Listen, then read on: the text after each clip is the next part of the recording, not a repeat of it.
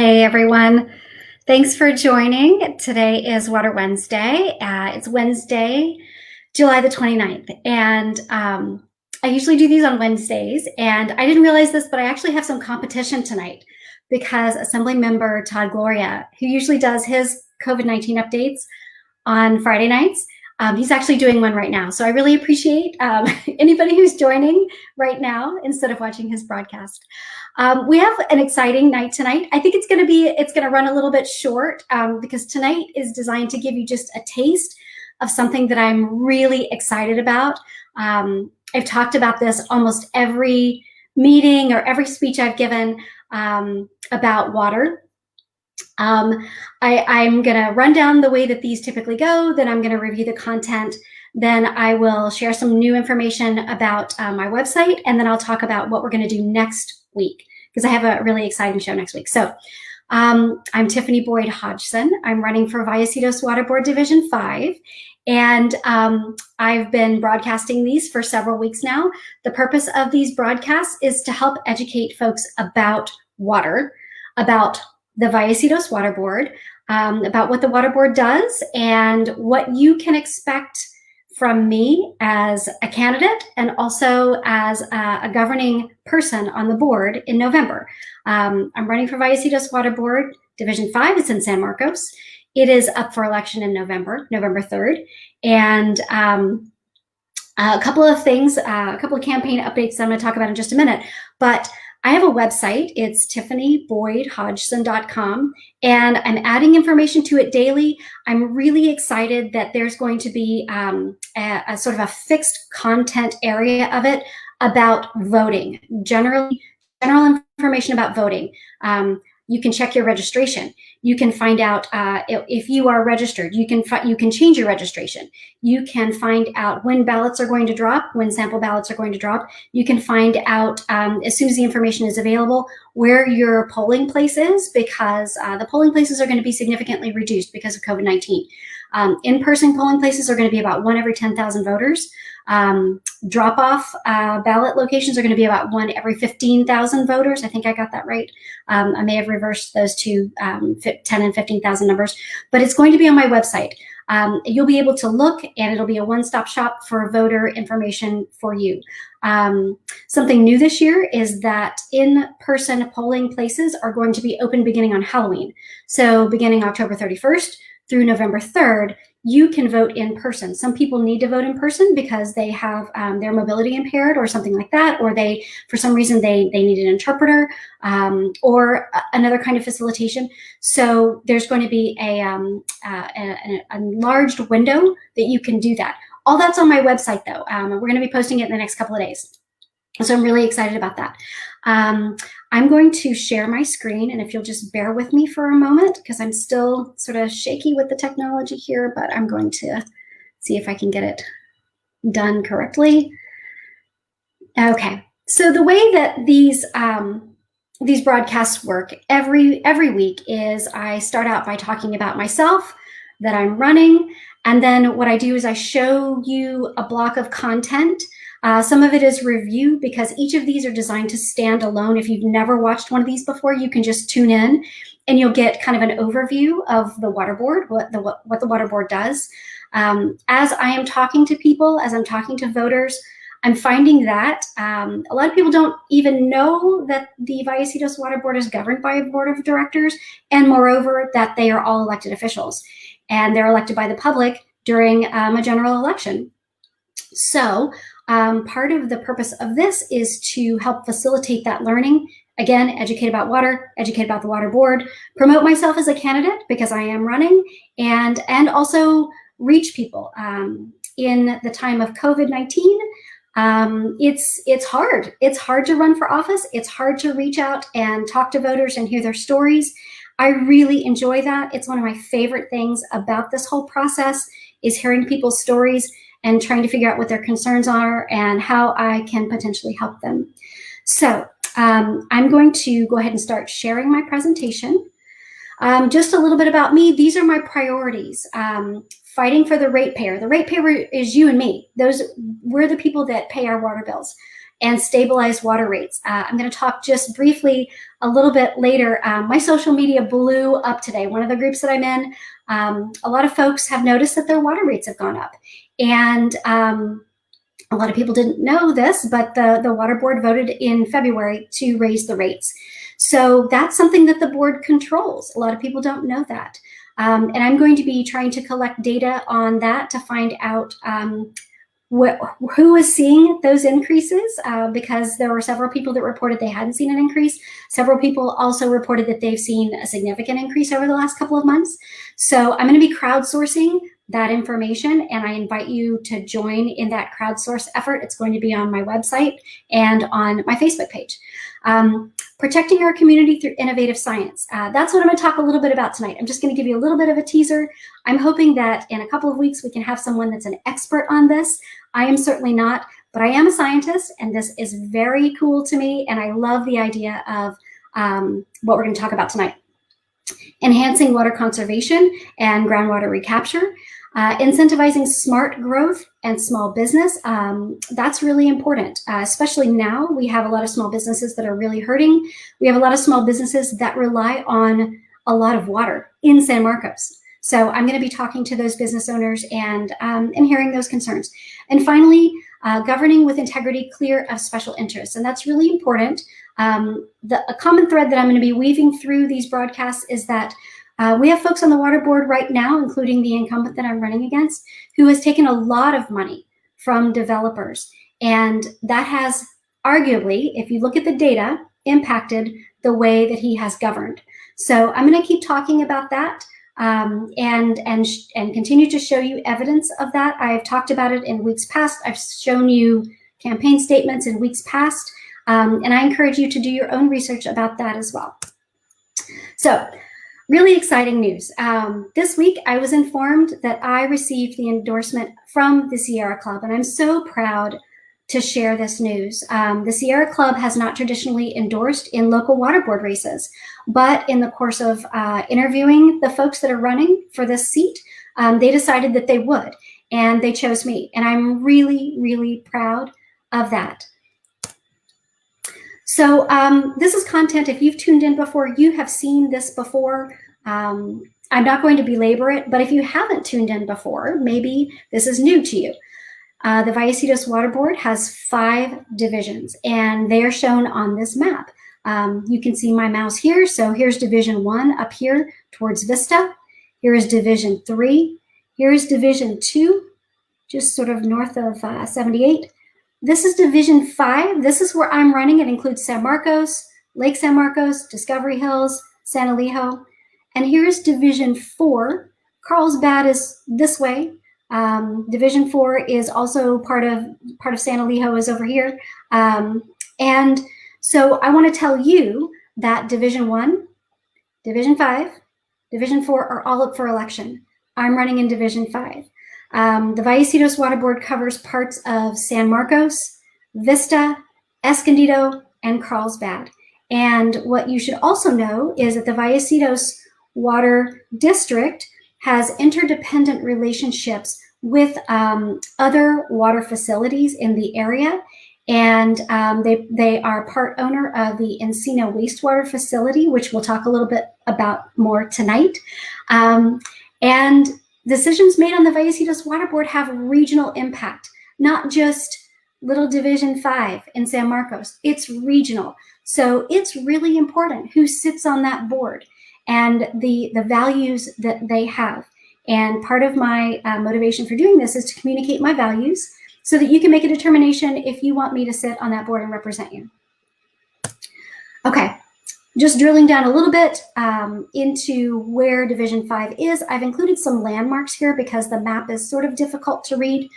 San Marcos High School is right here. It's inside the boundary, excuse me. Lake San Marcos over here. As I mentioned, Carlsbad is this way. Double Peak Park is right here. Twin Oaks Valley Road is one of the boundaries of Division 5. Cal State San Marcos is a significant landmark. It's right here. It's not within the boundary, but I show it to you here just so you can get your bearings. Here is 78. I-15 is over here. Escondido is off this way. Okay, so tonight we're going to talk about poop, and that's really exciting. I might be the only candidate ever to show a slide deck with the poop emoji on it, but I'm owning it because what we're going to talk about tonight is really exciting. And as you may or may not know, I'm a scientist by training, and what we are seeing, especially now with COVID-19, we have 150,000 people who have lost their lives at this point. And we're not doing a very good job as a nation to test and trace and protect people. But one idea that has been floated and is actually being tested in some other places is to test wastewater, a wastewater surveillance system to test for viral load, COVID-19 specifically.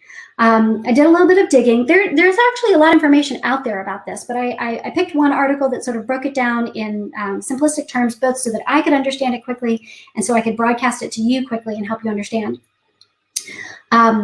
If we did not, if we went along the current course that we are seeing right now, with the number of people getting infected for COVID-19, what we would need to do to keep up with that is run about 30 million individual tests per day.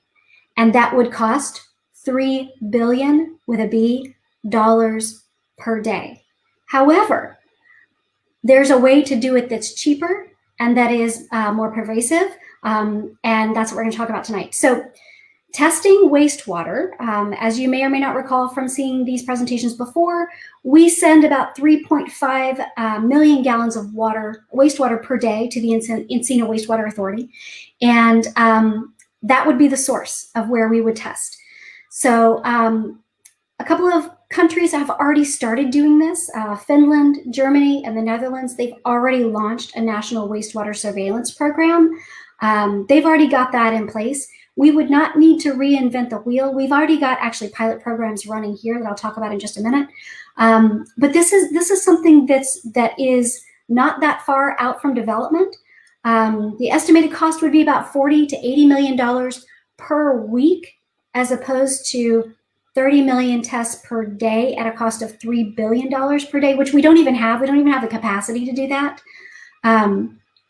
If we could implement a widespread wastewater surveillance program across the United States, we could test 3/4 of the population, because 3/4 of the population, or about 80% of the population, use public wastewater systems. The other 1/4 is on septic.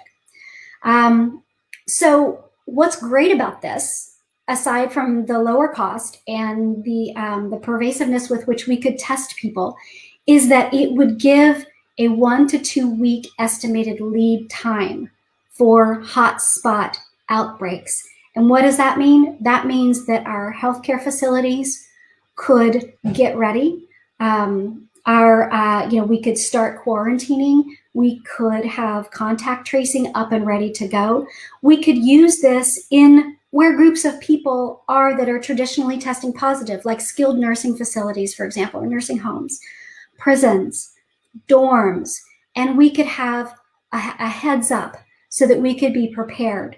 I've already mentioned we send, Vallecitos Water District sends about 3.5 million gallons of water per day to Encino. So that would be a tremendous source. The actual logistics are a little bit tricky and they're a little bit complicated. And this, again, is just meant to be kind of a basic overview. But if Vallecitos participated in some kind of program like this, it would include, and let's assume it was a national. There would be about 15,000 wastewater treatment plants across the U.S. that could participate.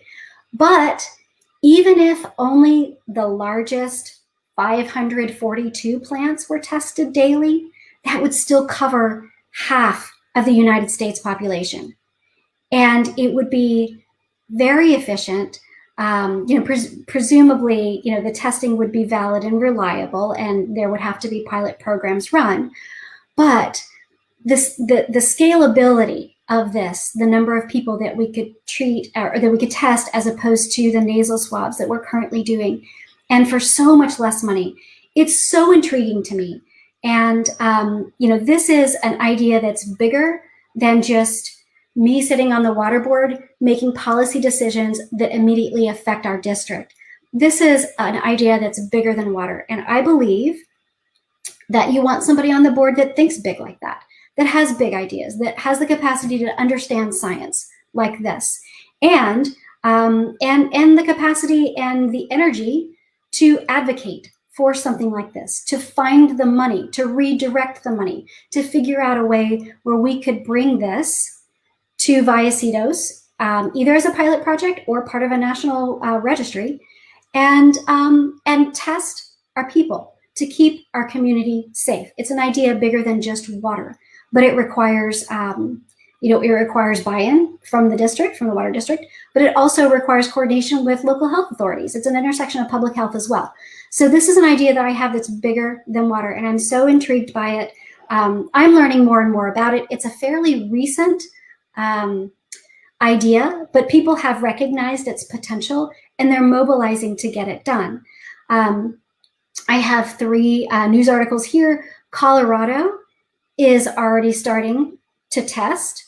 Ohio, I believe this is the city of Cincinnati, is starting to test.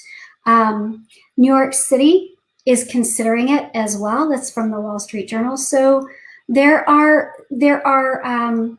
states that are already considering doing this, and I believe Cincinnati has actually implemented a testing protocol. This is dated May, but I think I just read something the other day that they've started moving forward.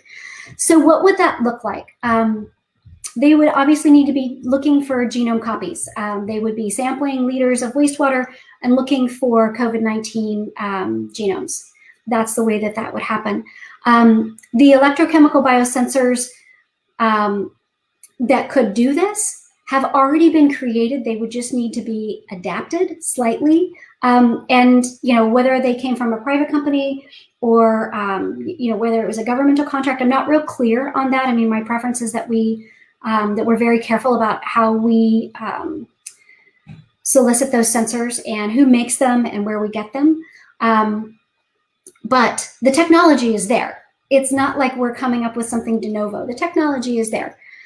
So why am I talking about this? Well, I've already mentioned it to you a little bit, in that I believe that you want somebody on the water board that isn't just there kind of along for the ride. You want someone that plays an active role in bettering the community, listening to the concerns, partnering with other agencies to protect the community. And I believe all of those things are important.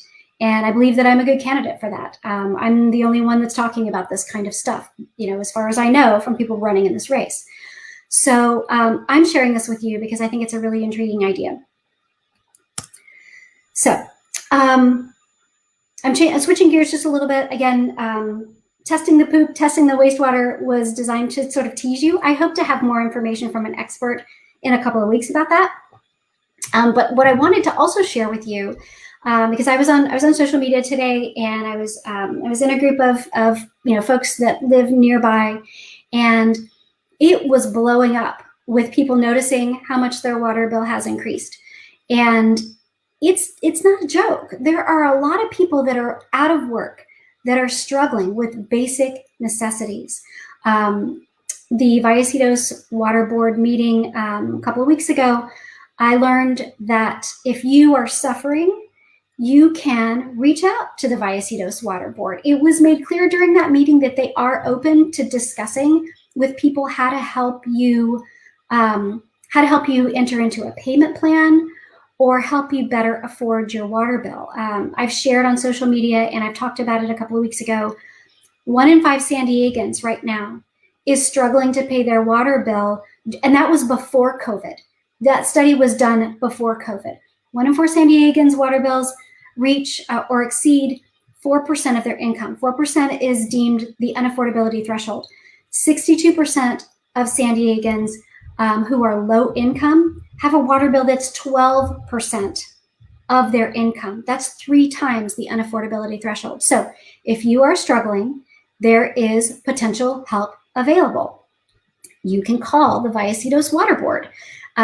This hasn't been widely advertised. I'm not sure why, but I will say the website is really good. The Vallecitos Water Board website is really good. It's got a lot of great information on there, but I'm giving you the phone number here. You call, you talk to customer service, you talk to them about the special case program, and you find out how they can help you.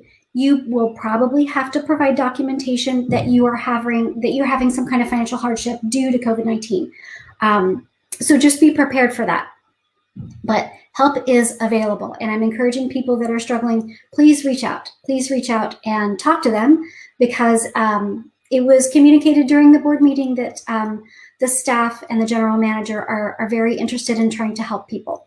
But you have to tell them, you have to reach out to them. Okay, so quick updates on the campaign, and then I will take questions from the public. We are 98 days out from November 3rd. As I mentioned at the top, in-person voting will run from Halloween through November 3rd. Excuse me. And what's great about that is it will enable more people to get to the polls.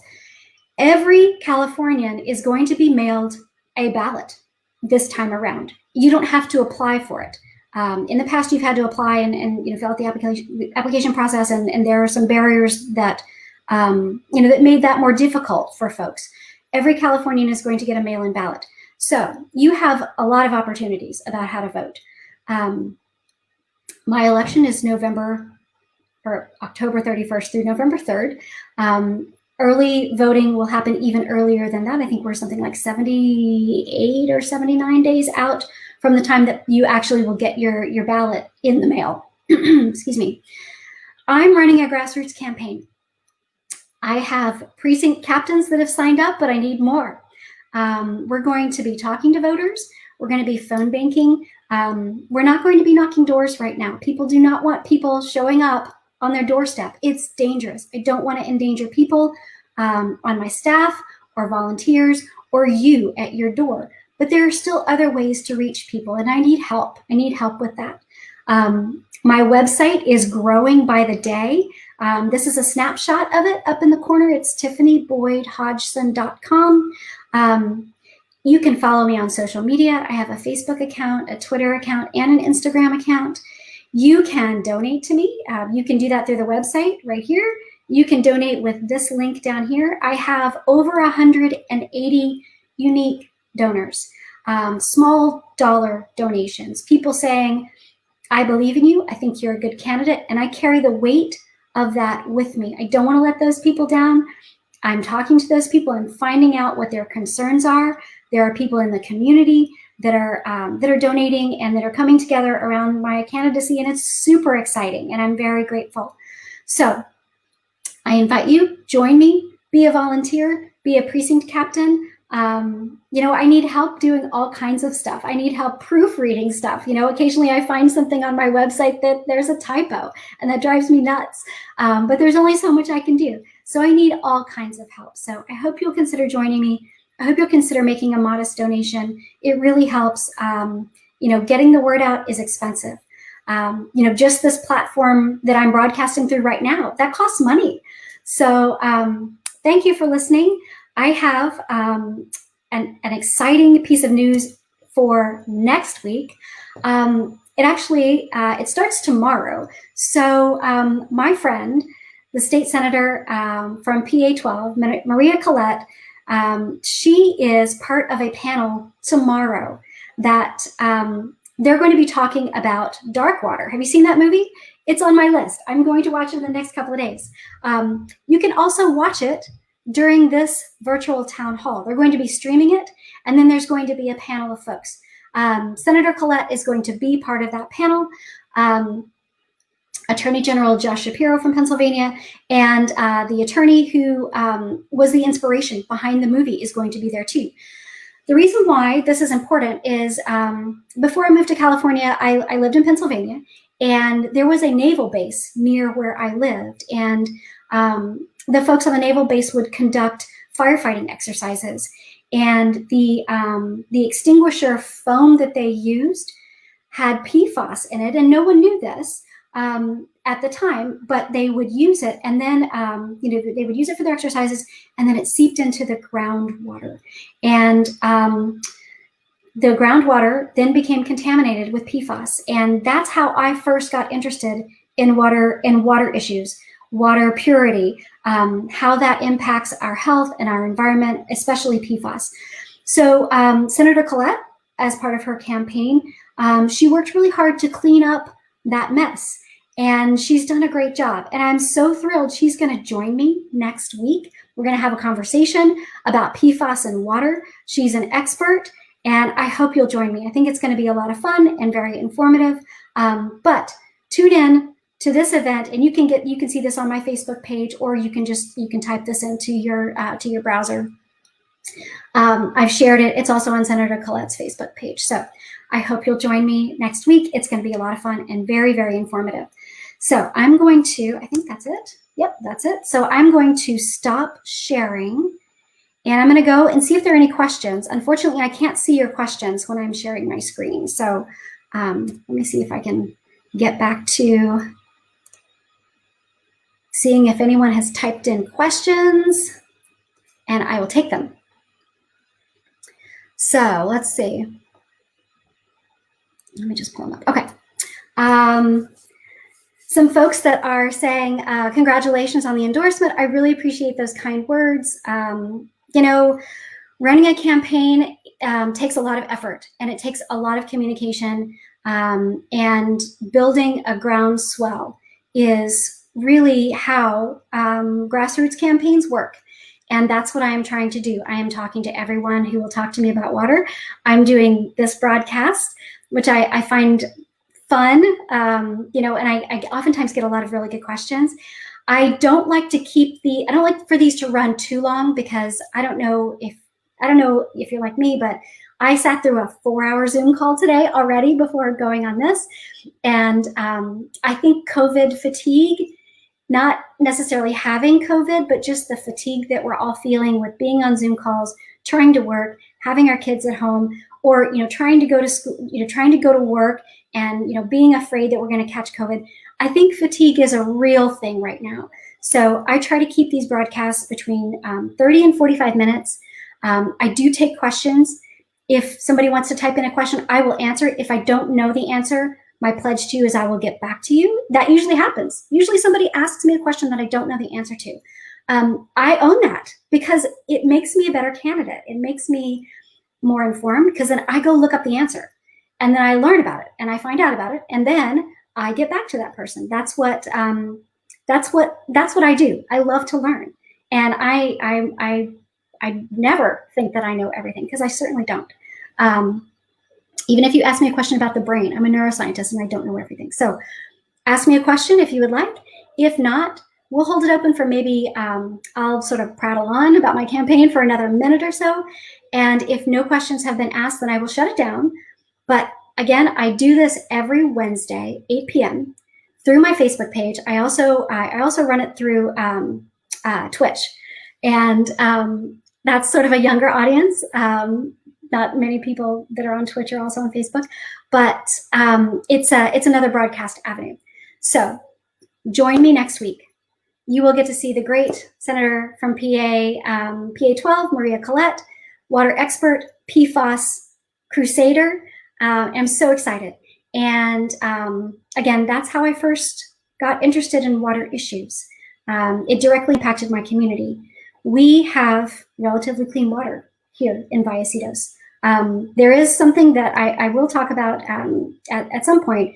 The latest water readout, the data from all of the sources that we get our water from at Vallecitos, one of those sources didn't have a lot to say about their data, which is a little disturbing. I think that we should know that our water is safe.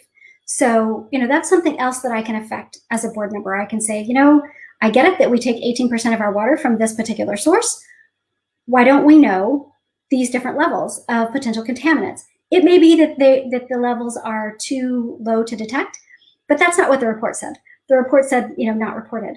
So that's important. We should know that. We should know that our water is safe. We should feel comfortable that our water is safe. And that's what you would get with me as a candidate. asking those hard questions, holding people's feet to the fire, saying, we need to find out. A perpetual curiosity. That's sort of who I am as a person. That's who I am as a scientist. And that is what I will take to the board. So thank you for joining me. I don't see any questions. Join me next week. Go to my website. You will see all kinds of information about voter registration and voter information. And I hope that you find that a good resource just generally. I'm Tiffany Boyd-Hodgson. I'm running for Vallecitos Water Board Division 5. It's a nonpartisan race. It is up for election November 3rd. Actually, October, I've said this so many times, I keep forgetting. October 31st to November 3rd. So I hope you'll join me. I hope you'll vote for me. I hope you'll ask me questions, and I hope you'll join my team because I could really use the help. Have a great week. Wear a mask. Stay safe. Hug your kids. And we'll see you again soon. Thank you.